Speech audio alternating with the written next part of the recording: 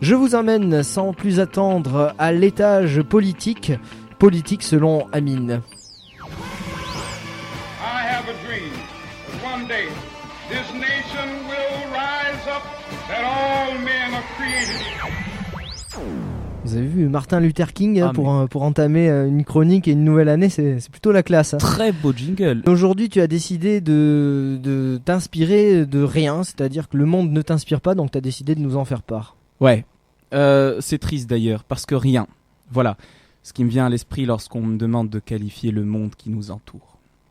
Certains vous diront effroyable, d'autres le décriront comme un monde de fous. Moi, j'en pense absolument rien, et je trouve ça terriblement angoissant. Alors pourquoi rien ? Sûrement parce que je n'y comprends juste plus rien.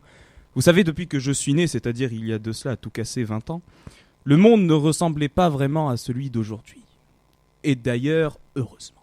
Mais il y a 20 ans de cela, il n'y avait pas d'État qui décapitait un otage par semaine.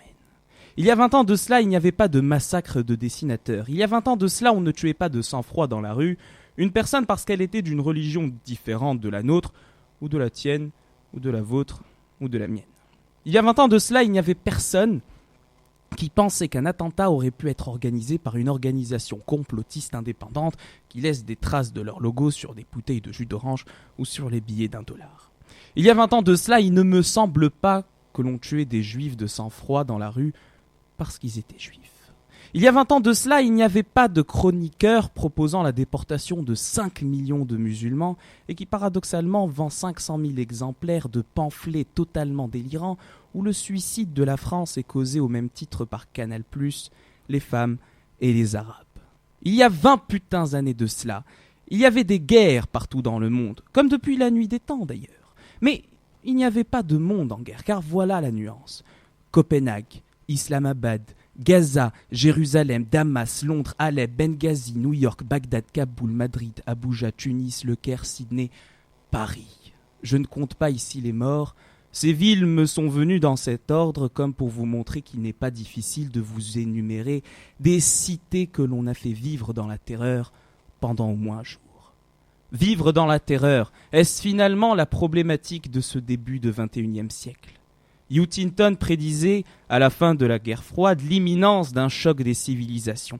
Cette analyse est aujourd'hui qualifiée de visionnaire, mais elle n'était pas forcément imprévisible. S'il y a 20 années de cela, on parlait déjà de civilisation plurielle. Je suis d'accord pour parler de pluralité des cultures, de religions, de nationalités, mais la seule civilisation qui existe, à mon avis, ne pourrait être qu'humaine. Tout cela passe par l'héritage intellectuel que l'on naisse à nos enfants. Mais si l'homme n'est pas capable de reconnaître son semblable, c'est qu'il n'est pas humain. Ne voyez en aucun cas un discours utopiste d'un chroniqueur de gauche en manque de paix et d'amour entre ses semblables. Le fait est que le concept de la guerre dans son existence passée, présente et future survit toujours à l'homme. Je ne suis pas sûr que l'homme puisse survivre éternellement à la guerre. La guerre dépossède les hommes de la raison, alors voilà pourquoi j'en pense rien. Ce monde ne raisonne plus. Si la Troisième Guerre mondiale existe, il me semble que nous y sommes. Une guerre où l'homme tient terriblement à tuer pour continuer de vivre. 校园之声88.1